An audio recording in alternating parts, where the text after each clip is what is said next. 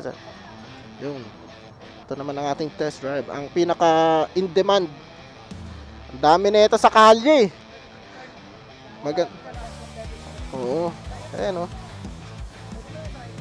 Euromotor Samurai. Ang pinaka controversial na Click 160 Tagalog. Nakakilos na rin, oh. Wow. Ganda ng panel niya, oh. Uy, ang smooth. Isang start lang. Ganda. Oo.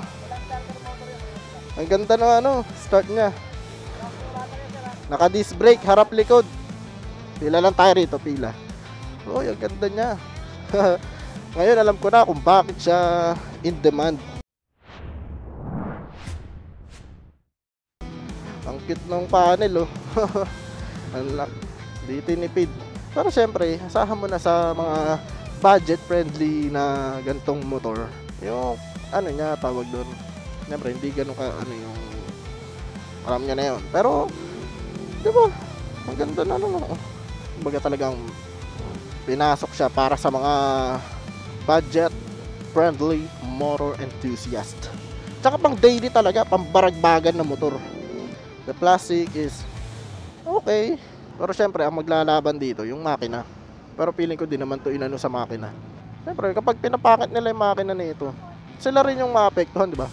Pero ang dami nito sa kalye. Talagang mas nakikita ko pa siya kaysa dun sa pinagkopyahan niya. Kaya siya naging diba, kasi harap likod naka disc brake.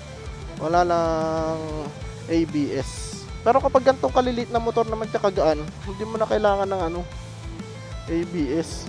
Kasi nga magaan naman siya. Kayang-kaya mo yung power nito tsaka yung braking system. Ilan ba? 4 lang. Let's go. Siyempre, dito na tayo magkakaalaman ngayon yan. Oh. Nakakapanibago. Ang liit ng handlebar. Tapos ang baba. Tas nakakamiss yung gulay board. Gulay board.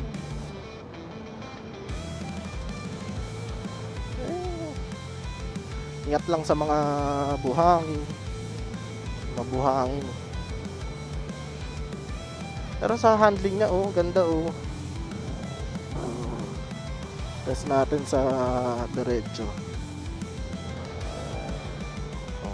Hatak din.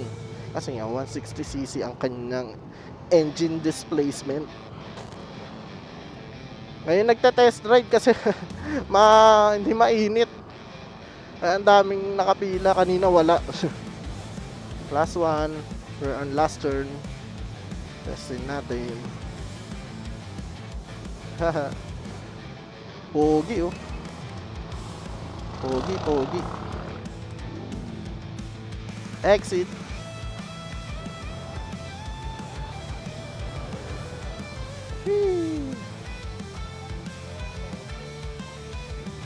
Ganda. Ayos. Okay. Mababa yung Pero maganda yung hatak. Ito yung puti. Mababa lang. Oo, nasanay lang sa mataas. Pero nakakamiss yung may ganto. Yung may ganyan. So, ito yung loob niya. Naka-disc brake siya.